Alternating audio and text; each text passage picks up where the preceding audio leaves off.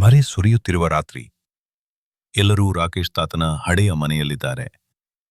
ರಾಕೇಶ್ ತಾತನ ಹಳೆಯ ಕಬೋರ್ಡ್ ಅನ್ನ ತೆರೆದಾಗ ಧೂಳಿನಿಂದ ಮುಚ್ಚಿದ ಒಂದು ಪೆಟ್ಟಿಗೆ ಸಿಗುತ್ತದೆ. ರಾಕೇಶ್ ಆಶ್ಚರ್ಯದಿಂದ, ಇದು ತಾತ ಬಿಟ್ಟದೆ, ನೋಡ್ರಿ ಇದರೊಳಗೆ ಏನಿದೆ?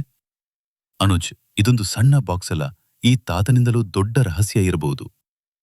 ಅವರು ಬಾಕ್ಸ್ ತೆರೆದು ನೋಡಿ, ಒಂದು ಹಳೆಯ ಗೋಲ್ಡ್ ಕಾಯಿನ್ ಮತ್ತು ಒಂದು ಕೈಯಿಂದ ಚಿತ್ರಿಸಿರುವ ಮ್ಯಾಪ್ ಕಾಣಿಸುತ್ತವೆ. ಶಿವ, ಅಯ್ಯೋ ದೇವ್ರೆ, ಇದು ನಿಜವಾದ ಗೋಲ್ಡ್ ಕಣ್ರಿ. ದೇವ್, ನಮ್ಮ ಪ್ರವಾಸ ಶುರುವಾಗ್ಬೇಕು, ತಯಾರಾಗಿ. ನಿಖಿಲ್, ಅದು ಅಂದ್ರೆ ನಾವು ಕಾಡಿಗೆ ಹೋಗೋಣ ಅಂದ್ರೆ ಅಲ್ಲಿ ಹಾವುಗಳು ಕರಡಿಗಳು ಇರಬಹುದು.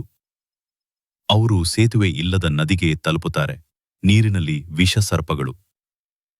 ಅನುಜ್ ತನ್ನ ತಂತ್ರಜ್ಞಾನದಿಂದ ಡ್ರೋನ್ ಬಳಸಿ ರಶ್ಮಿ ಸೇತುವೆ ಹಾಕುತ್ತಾನೆ. ನಿಖಿಲ್, ಅಂಜಿಕೆ, ನನ್ ಕಾಲಾಡಲ್ಲ, ನೈಲ್ ಬಿಡಿ.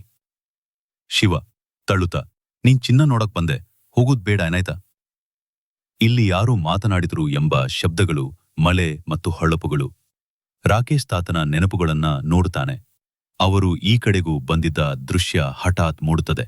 ಶಿವ, ಇಲ್ಲಿ ದೆವ್ವ ಇದೆಯೋ ಏನೋ?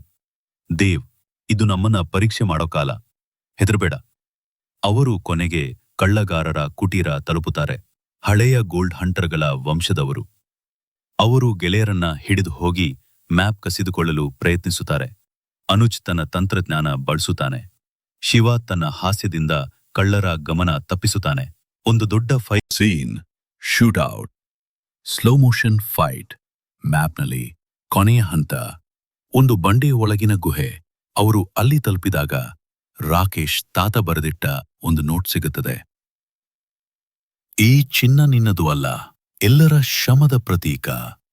ಇದನ್ನು ಎಲ್ಲರ ಒಳಿತಿಗೆ ಬಳಸೋಣ. ಅವರು ಗೋಲ್ಡ್ ತೆಗೆದುಕೊಂಡು ಮರಳುತ್ತಾರೆ.